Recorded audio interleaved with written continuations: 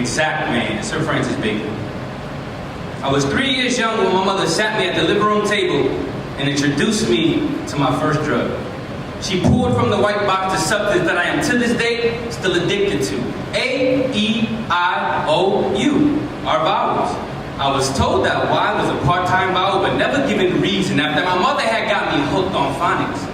She gave my sister and I a book of Bible stories to read to one another, and my passion for reading was born. My pupils peeled through the pages as each paragraph painted vivid pictures of Daniel dancing with death and the lions, and then Noah's Ark outlasting the great flood. I even felt pity for the prodigal son who returned home to his father with nothing to his name but shame.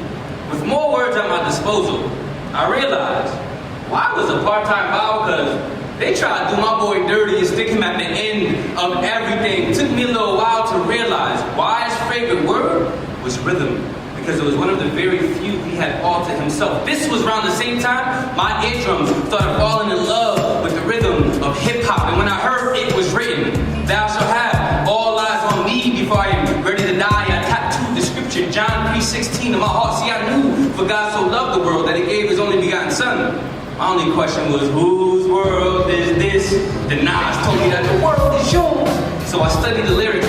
Then I told Y to take the day off before I ran home and told my baby brother that the world was ours. By high school, me and hip-hop were going steady. And by the time I made it to a college campus, reading had taken a back seat to conference. So whether we were freestyling with blunts and beats in a park car or having a discussion in a lecture hall, conference had made me a ready man. In that very same summer, I was holding my breath, because eventually my vigilance was put to the test. And when that crazy motherfucker pulled the blade on my brother, I intercepted his weapon, and that's word to my mother.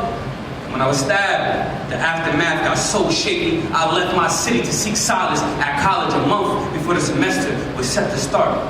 Because in my solitude, my thoughts tried to consume me. I tried to numb these emotions. They demanded acknowledgement. I tried to put a lock on all of these thoughts, but they longed for liberation. Finally stumbled upon salvation when I opened up that blank composition and I poured my pain on them pages. It's been 8 years since that first log where I put July 15th in the top right corner. Now me and my journal have been dating ever since. Now, writing essays, I was rough around the edges, but with journaling and poetry, I prospered. I put proper punctuation on pause and poured enough run-on sentences between them margins to make my own marathon. You see, the stage is where I learned to share my story with courage. But the page is where I discovered the value of vulnerability. So your boy Bacon, he was on to something. Because reading does make a full man. And as a boy full of self-doubt, reading taught me that insecurities are optional. And conference does make it a ready man. And Carl told me to try my best to speak only when I know that my voice will improve upon silence. And writing does make it an exact man. And I am an exact man. One who has finally revealed to himself that he has a life worthy of writing for.